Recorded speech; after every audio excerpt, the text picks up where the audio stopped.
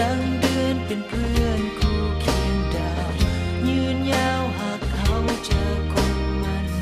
จะละคอยวันนั้นเฮาสองเขาหูวิวาและวันนั้นก็มาเธอเบิ่งสองเฮาสุดปลื้มใจทำกลางฟุ้งซ้อนที่มาอวยพรให้สัญญาเอาไว้จะอยู่เคียงข้าง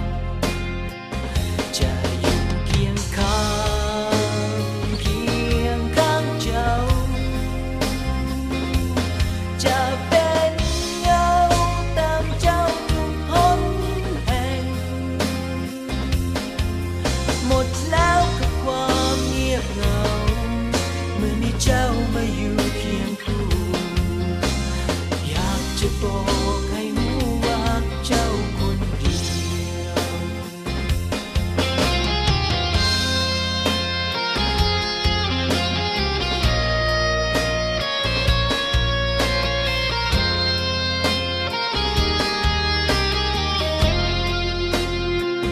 จะอยู่เคียงข้า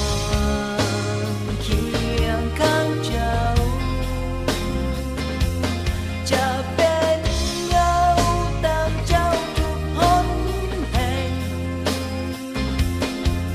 หมดแล้วกับความเงียบเหงา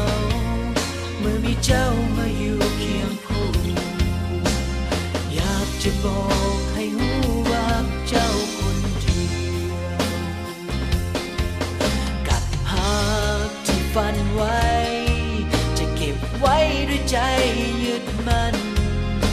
เมื่อนอนและหลับฝันจะมีเจ้าคนเดียวจะอยู่เคียงข้างเคียงข้างเจ้าจะเป็นเงาตามเจ้าทุกหนแห่ง